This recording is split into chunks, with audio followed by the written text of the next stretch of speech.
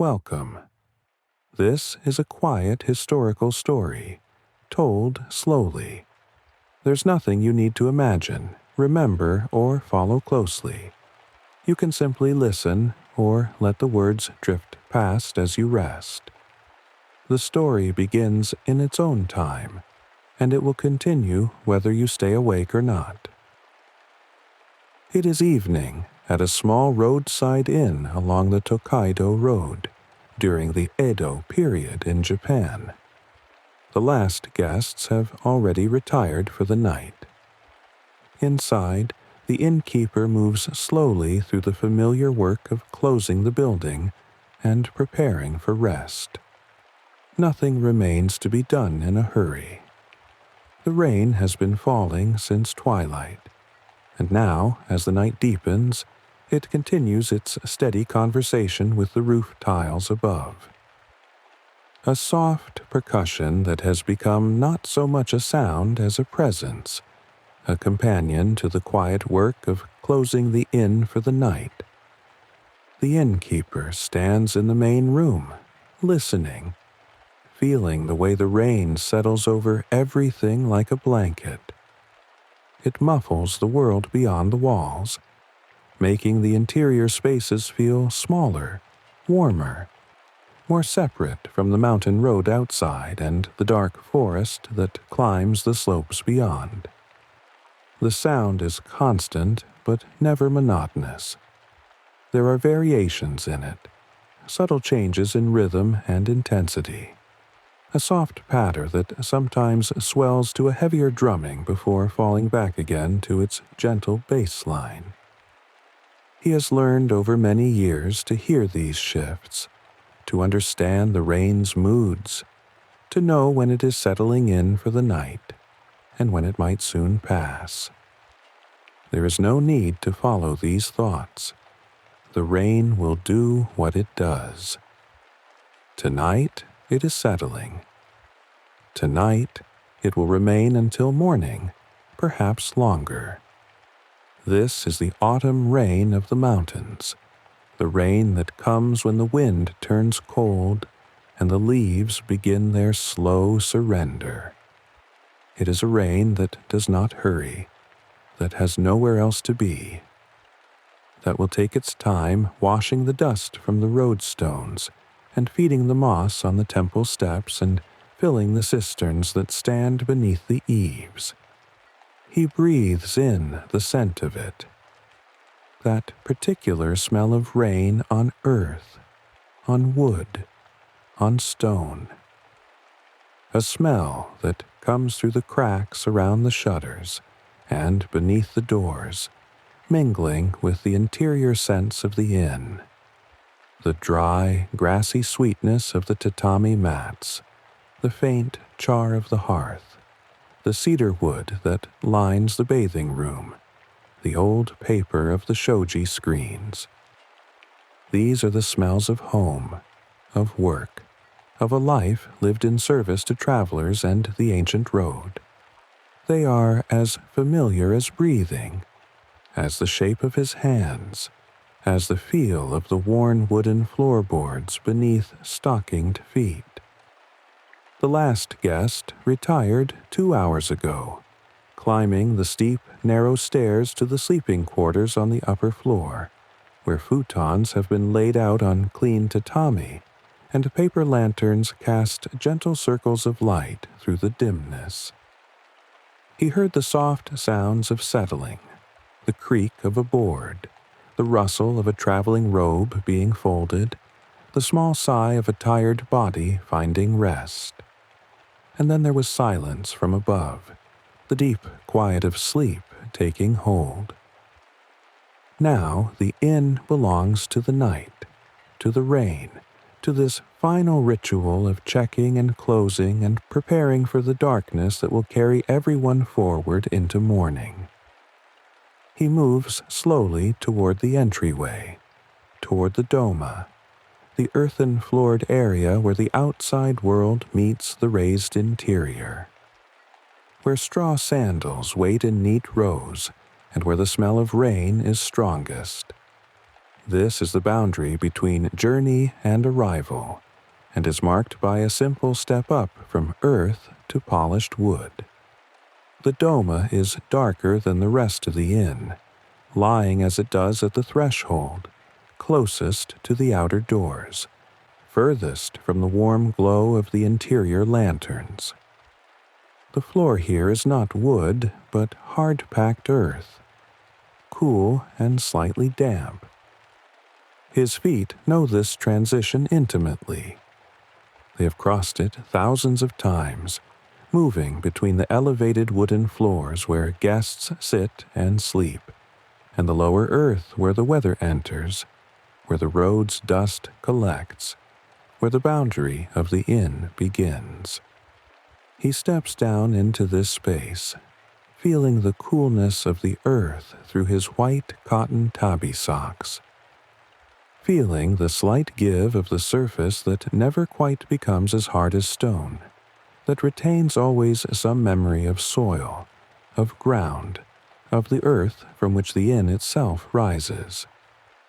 The air here is cooler, fresher, carrying more fully the scent of the rain, and the sound of it is louder too, more immediate.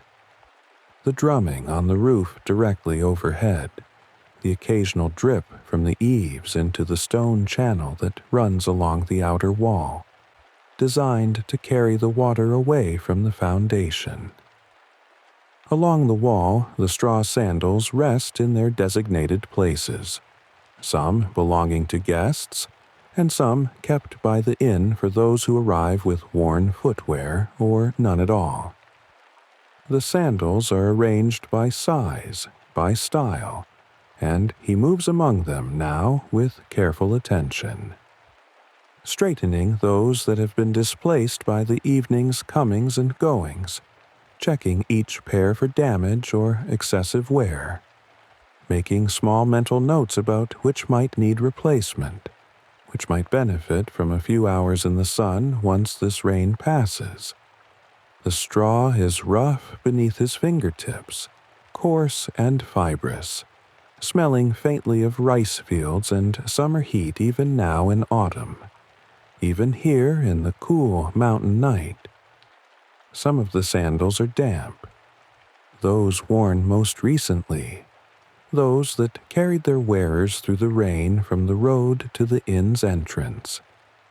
He lifts these carefully, one pair at a time, and carries them to the small rack near the kitchen where they can dry overnight near the residual warmth of the cooking fire.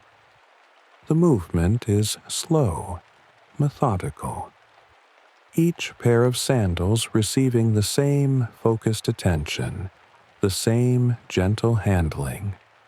There is no rush to this work. There has never been rush to this work. The inn has stood on this spot for 3 generations, has welcomed travelers through countless seasons, and the rhythm of its care is as old as the building itself, as unchanging as the road outside, as patient as the rain.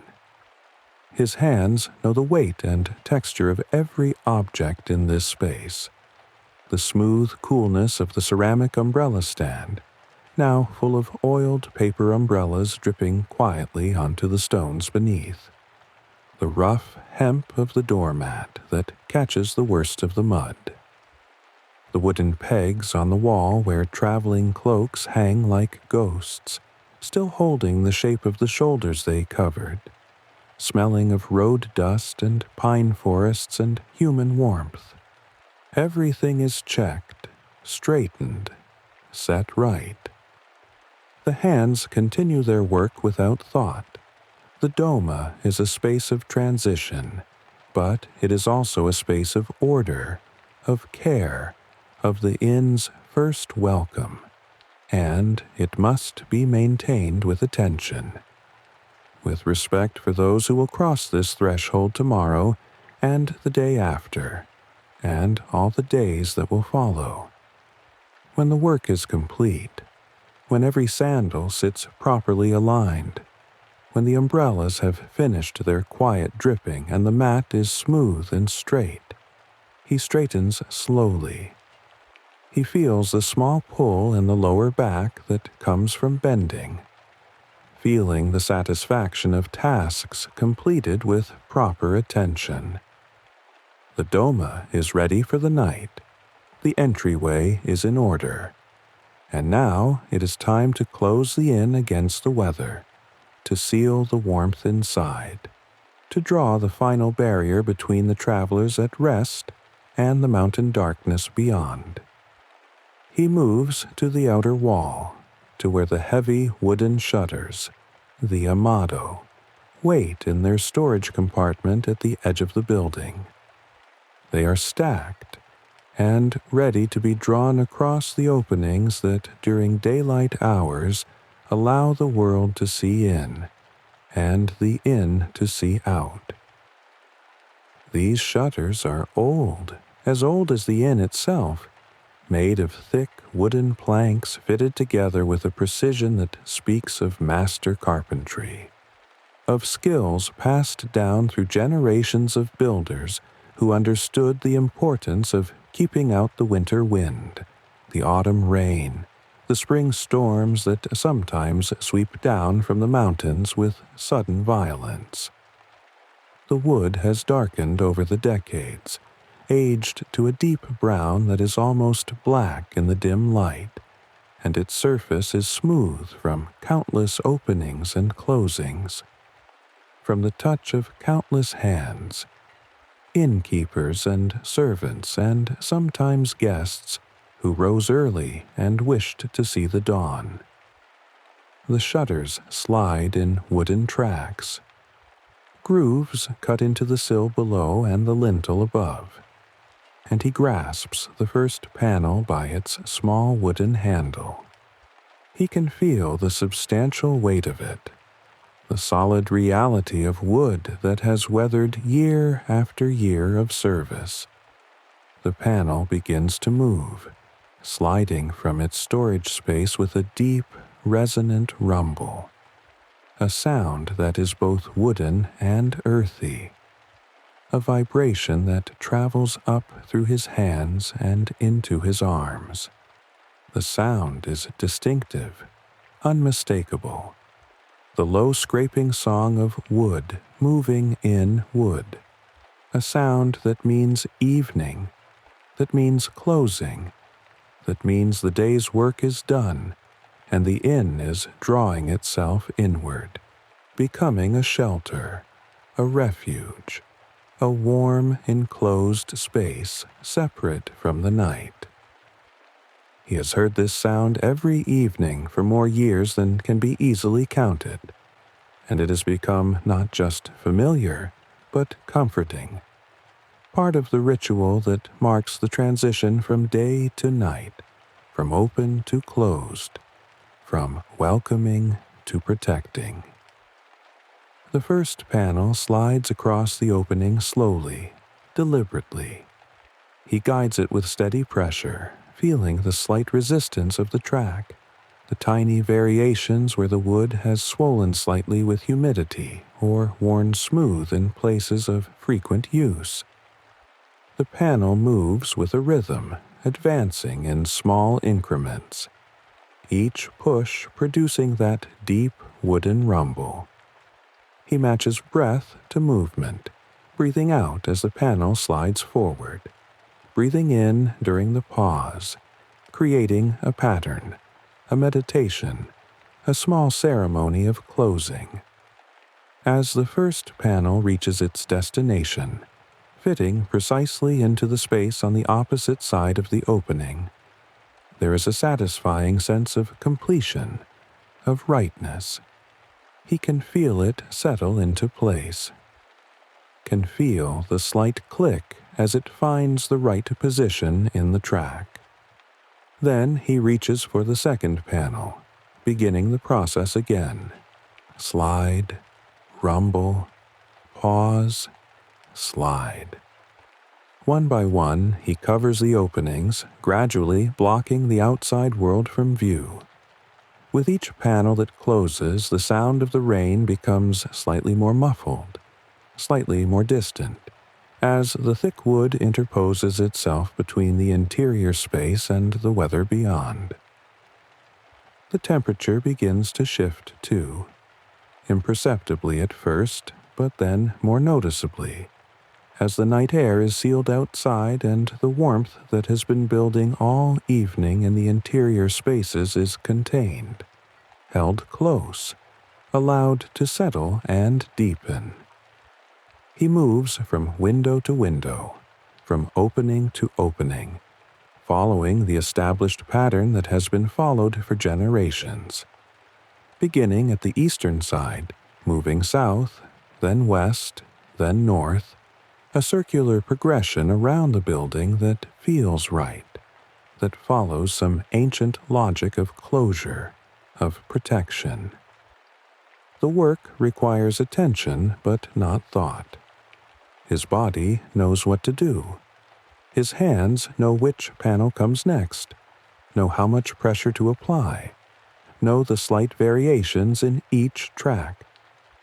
This one catches slightly at the midpoint. That one slides more smoothly if pushed from the left side rather than the center. This other one requires a small lift at the beginning to clear a worn spot in the groove. With each panel that closes, the inn becomes more itself, more separate, more defined. The movements repeat. The final panel is the heaviest. He grasps it firmly, pulls it from its storage space with a final deep rumble, and slides it across the last remaining opening, watching as the gap narrows, and then disappears entirely, leaving only solid wood, only barrier, only protection. The sound of the rain changes now. It is still there, still constant, but it comes from farther away, filtered through the wood of the shutters and the walls, transformed from a direct presence to something more ambient, more atmospheric, a general sense of wetness and weather rather than individual drops striking surfaces. It is a softer sound now, a gentler sound, and it wraps around the inn like another layer of shelter, like another wall, like the night itself protecting those who rest within. He stands for a moment in the dimness, listening to this transformed rain, feeling the difference that the closed shutters make, not just in sound, but in the very quality of the air, the sense of enclosure, the feeling of being held safely inside while the weather does its work outside. This is the feeling of the inn at its most essential. A warm, dry, protected space in a world of cold and rain and darkness. But the work is not yet complete. There are still tasks remaining, still small ceremonies to be performed before the night can be surrendered to, before rest can be allowed. He turns from the shuttered windows and moves through the main room toward the narrow corridor that leads to the bathing area. A small but essential part of the inn where travelers can wash away the dust of the road, can soak tired muscles in hot water, can restore themselves before sleep. The corridor is dark, lit only by a single paper-covered lantern that sits in a small alcove halfway down the passage. It casts a soft, diffuse glow that is barely sufficient to see by, but is somehow perfect for this quiet hour. The floor here is smooth wood, slightly cooler than the main room, and his footsteps make almost no sound, just the faintest whisper of cloth on wood, a gentle friction that is more felt than heard. The door to the bathing room is closed, a simple sliding panel of wood and translucent paper that glows faintly from the light within. He slides it open with a practiced motion, feeling the panel glide smoothly in its track, revealing the small, warm space beyond. The scent that emerges is immediate and enveloping, a combination of cedar wood and steam, of clean water and stone, of the mineral smell that comes from the iron of the bath itself. It is a humid warmth that touches his face first, that makes the skin feel instantly softer, more receptive, and he breathes it in deeply, feeling it fill his lungs. Feeling it carry with it the memory of countless baths, countless moments of stillness and restoration. The bathing room is small but carefully designed, every element in its proper place.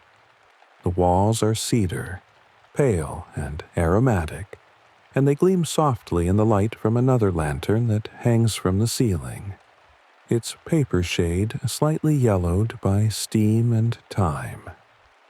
The floor is wooden slatted boards that allow water to drain away through the gaps, running down to a channel beneath that carries it outside, back to the earth. And in the center of the room, set partially into the floor, is the iron bath that is the heart of this space, the source of its warmth and comfort. The bath is a simple thing in its essence, a large iron pot, round and deep, filled with water and heated from below by a wood fire that burns in a chamber beneath. But in its function, it's profound. A vessel of transformation, of cleansing, of the renewal that comes from heat and water and stillness. The iron is thick and dark, darkened further by years of use, and its curved sides rise from the floor like the hull of a small ship. Now, late in the evening, the bath is empty. The last guest to use it finished hours ago, and the water has been drained away through the wooden plug at the bottom, leaving only a slight residual dampness on the iron surfaces, and a lingering warmth that speaks of the fire that still burns slowly in the chamber below. He moves to the small iron door set into the stone platform beneath the bath, kneeling carefully on the wooden floor, feeling the warmth that radiates upward from the fire chamber. The door's handle is a simple iron loop, and it is warm to the touch, not hot enough to burn, but warm enough to feel the fire's presence. The door opens with a small metallic creak, and immediately the orange glow of embers is visible within, along with a wave of dry heat that pours out into the cooler air of the bathing room. The fire chamber is lined with fire brick, designed to contain and reflect the heat upward into the iron belly of the bath above. Now, at this late hour, the fire has burned down to a bed of glowing coals, red and orange and touched with white at their hottest points, pulsing gently with their own internal life, giving off waves of heat that shimmer the air above them. There is no need for the fire to continue now. The bathing is done for the night.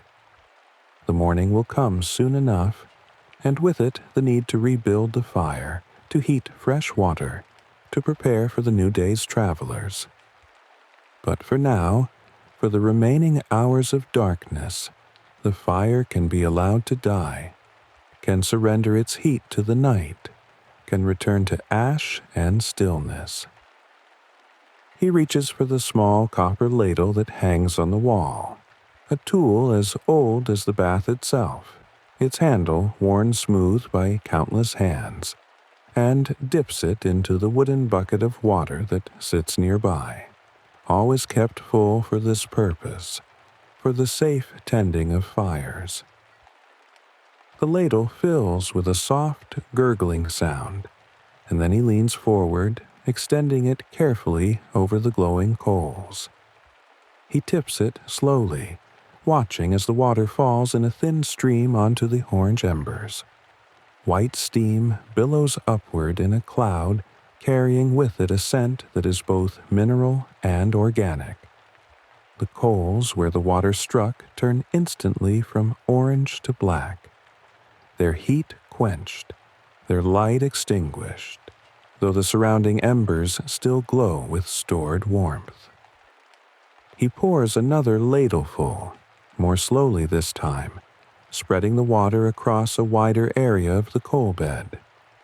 He works methodically, patiently, ensuring that each area of the fire receives its measure of water, that no coal is left burning. Steam fills the small room now, warm and wet, carrying the scent of extinguished fire, of iron and stone and cedar absorbing moisture. It drifts upward toward the ceiling, dissipating slowly, finding its way through the small ventilation opening near the roof, escaping into the rainy night outside, where it becomes indistinguishable from the general wetness of the air. He closes the iron door, sealing the chamber, feeling the handle already growing cooler now that the fire's heat is fading. The bath will cool through the night, the iron releasing its stored warmth gradually into the wooden room, into the earth below. He rises slowly from kneeling, feeling the satisfaction of this task completed safely, properly, with due care. He slides the door closed with a soft whisper and returns down the narrow corridor toward the main room, toward the heart of the inn, toward the final tasks that wait before he can sleep.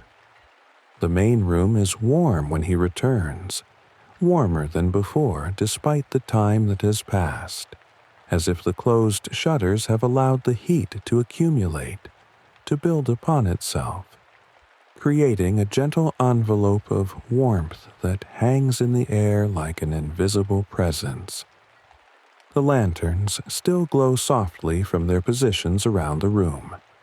One near the entrance to the corridor, one beside the small alcove where a scroll hangs, and a simple arrangement of autumn leaves rests in a ceramic vase. One near the low table where guests sometimes sit to eat, or to write letters, or simply to rest before climbing to their sleeping rooms. But the brightest source of light, the warmest presence in the room, is the square hearth set into the floor at the center of the room, lined with stone and filled with white ash. Here, charcoal burns throughout the day and into the evening, providing heat for cooking, for warming water, for the simple human comfort of gathering around fire.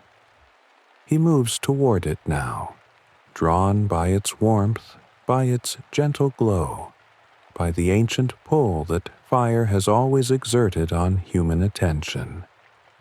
The hearth is large enough that 4 people could sit comfortably around its edges, their legs extended beneath the low wooden frame that surrounds it. Above it hangs an iron pot suspended from a hook on a long chain that descends from the ceiling beam, blackened by years of use. The charcoal in the hearth has burned down to a bed of glowing pieces, no longer showing flame but radiating intense heat.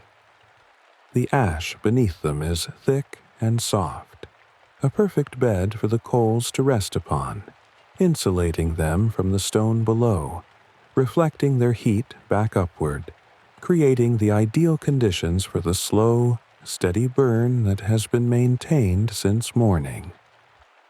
He kneels at the edge of the hearth, feeling the warmth on his face and hands, feeling the way the heat seeks out cold places and fills them, feeling the small, invisible currents of rising warmth that make the air above shimmer and dance. There is a comfort in this heat, in this light, that goes beyond mere physical warmth.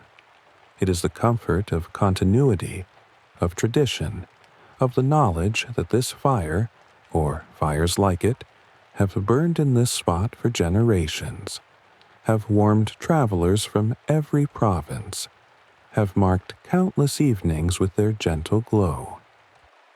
But now the fire must be covered and banked for the hours of sleep.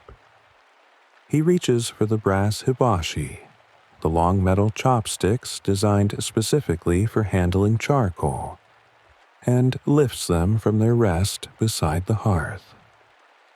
He feels their weight, their balance, the perfect length that allows manipulation of the coals without requiring hands to come too close to the heat. With careful, practiced movements, he rearranges the burning coals, gathering them together into a smaller, tighter pile at the center of the hearth, consolidating the heat, creating a dense core of embers that will hold their warmth longer, that will be easier to cover. The hibashi click softly against the charcoal, metal on carbon, and each movement sends up small sparks that float upward for a moment before winking out. Tiny, brief stars in the warm air above the fire. When the coals are properly arranged, he reaches for the copper scoop that rests beside the hearth, its bowl worn shiny by use, its wooden handle smooth and comfortable in his palm. He dips the scoop into the ash at the edge of the hearth, cool ash long since separated from any heat, and brings it up full, heavy with the fine white powder that is all that remains of yesterday's charcoal, yesterday's fire. Slowly, carefully, he sprinkles the ash over the glowing coals, watching as it falls like snow, like powder, covering the orange glow in a veil of white. He adds more ash, scoop by scoop, until the entire pile of coals is covered, until only a faint reddish glow shows through in places, until the bright heat is transformed into something softer, more diffuse, more contained. The covered coals will hold their heat through the night, will keep a small core of warmth alive beneath the ash, and in the morning it will be a simple matter to uncover them, to add fresh charcoal, to blow gently and coax flame back to life. The work no longer requires attention. And when the last scoop of ash has been spread, when the hearth glows only faintly beneath its white covering, he sets down the scoop and remains kneeling for a moment longer. He rests his hands on his thighs and breathes in the scent of ash and charcoal, feeling the residual warmth still rising from the hearth, still present despite the covering, still offering its comfort to the room.